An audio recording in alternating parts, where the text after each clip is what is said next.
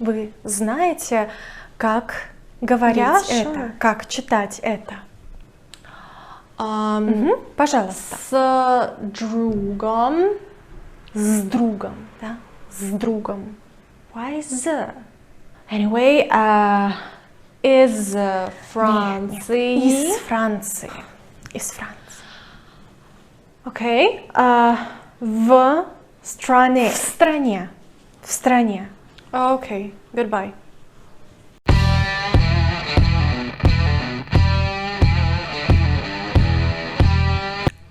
Привет! Вы на моем канале Sound Like a Russian. И сегодня вас ждет очень полезное фонетическое видео. Я знаю, что многие смотрят мои видео с ручкой и блокнотом, чтобы записывать то, что я говорю, потому что иногда бывают очень сложные, насыщенные, полезные видео. И вот сегодня именно такое.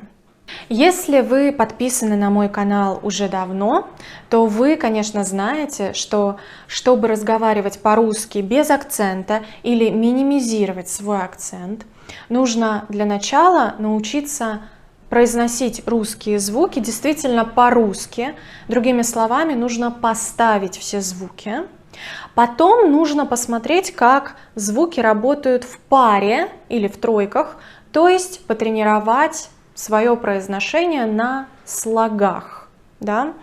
Произносить слоги. Но здесь мы обычно долго не задерживаемся, потому что живая речь — это не слоги, это не отдельные звуки, это слова и фразы и предложения. И вот сегодня мы с вами снова будем учиться произносить слова вместе. Так, чтобы звучать естественно, легко и действительно по-русски. Сегодня мы сфокусируемся на том, как произносятся предлоги со словами, которые идут после предлогов. Мы с вами посмотрим на предлоги, которые состоят из одного согласного звука или заканчиваются на согласный звук. А после этих предлогов будут идти слова, которые тоже начинаются на согласный звук, на разные согласные. Посмотрим, как это работает. Так, ну что же, мне сегодня хочется начать с самых частых, самых используемых, пожалуй, предлогов в русской речи. И первый — это, конечно же, предлог «в». Давайте посмотрим. «В» плюс слово «год». «В» — это звонкий звук, да, звонкий. То есть, когда вы прикладываете вот сюда руку и произносите звук «в», вы чувствуете вибрацию. «В». «Г» тоже звонкий. «Г». «В год». «В год». «В год». Здесь происходит оглушение в конце. Мы с вами об этом говорили в другом видео.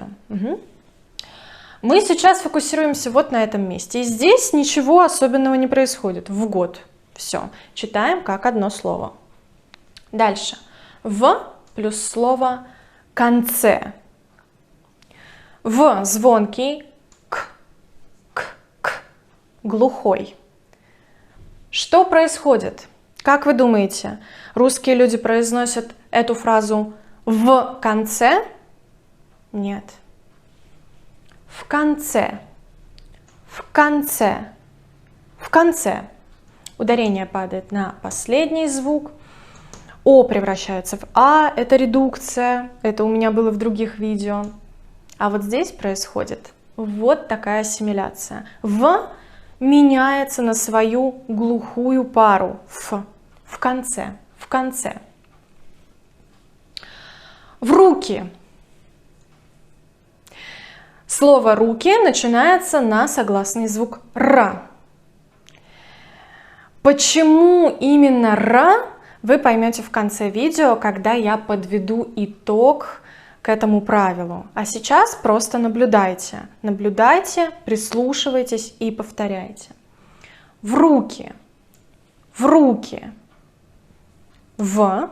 не теряет своей звонкости. Обратите на это внимание. Давайте приведем примеры по предложению на каждую фразу. Я вот их уже даже записала себе. В год. Я хожу к стоматологу 1 раз в год. 1 раз в год. В год. В конце года все стоматологи заняты. В конце года все стоматологи заняты. В руки. Эти документы нужно передать из рук в руки. Из рук в руки. В не теряет своей звонкости. Ну что же, в последнем примере у нас попался предлог из. Давайте, пожалуй, с ним и продолжим. Предлог из. Со звонкими, с глухими и с особой группой.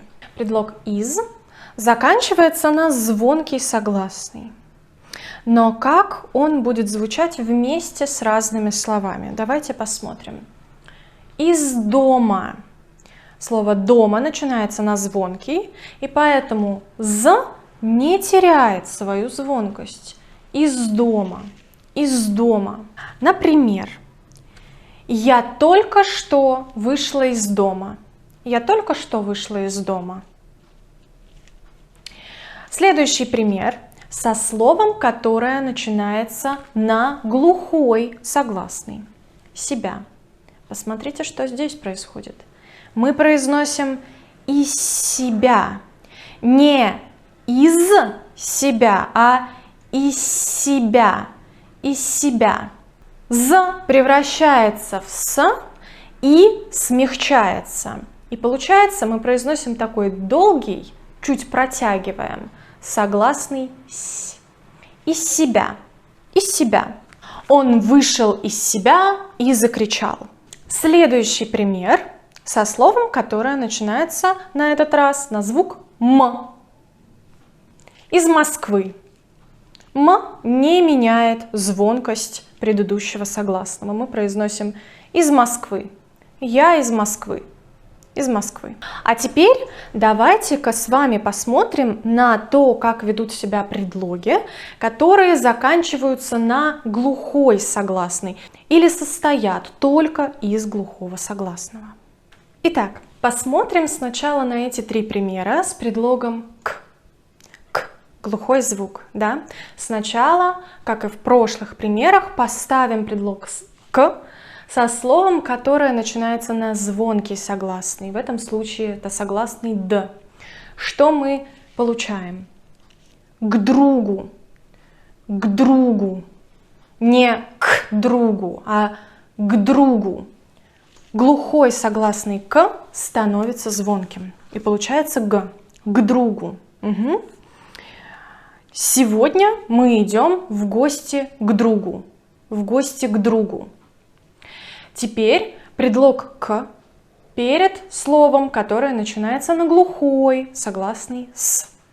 К слову. К слову. Глухой согласный не меняет своей глухости. К слову, мы идем в гости сегодня. И третий пример. Предлог со словом, которое начинается на звук ля в этот раз. К лицу. К лицу. Обратите внимание, звук ля вообще-то звонкий. Мы используем голос, чтобы его произносить. Ля, ля. Но звук ля, звонкий звук, не меняет глухости звука к. Интересно, да? И получается к лицу, к лицу. Мы не говорим к лицу. Тебе так к лицу это платье. К лицу это значит тебе идет это платье. Теперь посмотрим на примеры с предлогом от. Это предлог, который состоит из 2 звуков, и второй звук, последний, глухой, звук т. Опять, первое слово начинается на звонкий ж. Что мы получаем? Мы не говорим от жизни, мы говорим от жизни, от жизни. От жизни. Чего ты хочешь от жизни? Второй пример со словом, которое начинается на глухой «с». От слов «т» остается глухим, да? Я от слов не отказываюсь. И последний пример со словом, которое начинается на звук «ря». Обратите внимание, звук «р» или мягкий звук «ре», они звонкие. «Р», «ре», «р» звонкие. Но этот звук не меняет качество звука «т». Звук «т» остается глухим. И мы произносим «от ребенка», «от ребенка», «от ребенка». Не часто такое услышишь от ребенка. Или «я не ожидала такое услышать от ребенка». Итак, давайте подытожим, как же это работает, какое здесь правило. У нас есть предлоги в русском языке, которые заканчиваются или состоят только из согласного звука. Этот согласный звук может быть звонким, как в, з, д, а может быть глухим, как к, с, т.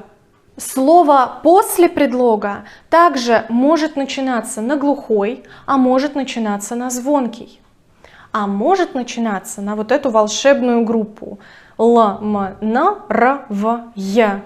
Эта группа не меняет качество предыдущего согласного. То есть та же самая ассимиляция, которая действует внутри слова. Мы с вами о ней уже говорили в одном из видео. Очень давно я снимала его, оно такое прям хорошее, полноценное, посмотрите. Конечно, если вы уже привыкли читать без, над, в любой ситуации, и у вас нет привычки менять глухой на звонкий, звонкий на глухой, то будет немножко сложнее, потому что недостаточно просто знать это правило и замечать такие моменты. Нужна тренировка. И, кстати, я сняла отдельное видео с тренировкой на это правило. И сам файл вы тоже можете скачать, чтобы тренироваться не только с моим голосом, но и самостоятельно. Это видео будет доступно для моих патронов на Патреоне. В основном мои патроны поддерживают меня просто так, по доброте душевной, да. И я очень ценю такие щедрые жесты, и мне всегда хочется в ответ поблагодарить. И я решила выложить вот такое полезное видео-тренажер. По-моему, на Патреоне есть функция внести одноразовый платеж или просто заплатить один раз, стать патроном на 1 месяц. Вы берете все полезное и все, и уходите. Аривидерчи. Больше не поддерживаете, если у вас нет желания поддерживать мой проект дальше. Это видео-тренажер поможет вам послушать, как это звучит на разных примерах, это услышать, повторить все эти примеры и таким образом автоматизировать это правило. Ведь вы знаете, что недостаточно просто знать теорию. Фонетика – это такая вещь, ее нужно автоматизировать.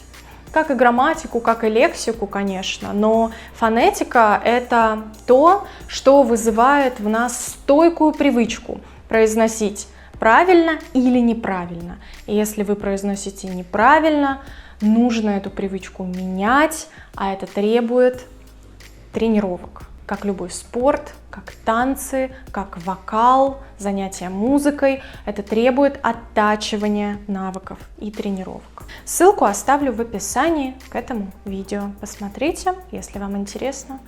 Добро пожаловать! Ну что же, друзья, пишите в комментариях ваш отзыв.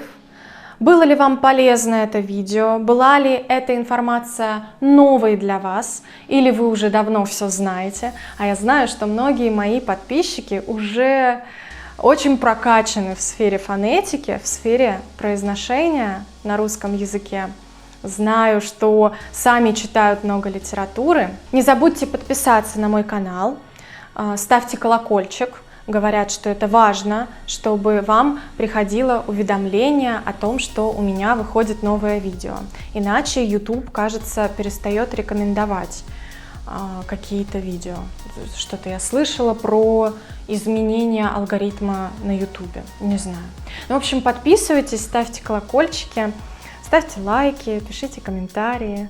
Ну, вы знаете, да, я всегда рада такой активности. Вот. Знаете, кстати, еще заметила, что на мой канал начали приходить русские люди, русскоговорящие. Но я понимаю, там у меня родители смотрят мой контент, да, подруга моя смотрит тоже. Привет вам, ребята. А вот другие-то русскоговорящие, солнышки мои, а что вам здесь интересно? Поделитесь, пожалуйста, в комментариях, если вы досмотрели это видео до конца. Мне очень любопытно, что так интересует русскоговорящих людей в моих видео. Я понимаю еще послушать про лексику, послушать про грамматику, но слушать про фонетику, которая у вас усвоена с самых ранних лет, зачем? Почему вам это интересно? И еще пишут комментарии иногда так активно начинают писать. Просто поражаюсь. Это не претензия, если что, это не значит, что все, я вас выгоняю с моего канала. Нет, конечно, если вам интересно, пожалуйста, пожалуйста. Ну что же, ладно, все, полезное видео опять утекает куда-то в разговорное русло. Давайте оставим его полезным. Друзья мои, желаю вам удачи в изучении русского языка. Если хотите потренировать это правило, напоминаю, вы можете найти видео-тренажер на Патреоне, ссылку оставлю в описании. И увидимся с вами в следующих видео. Пока-пока!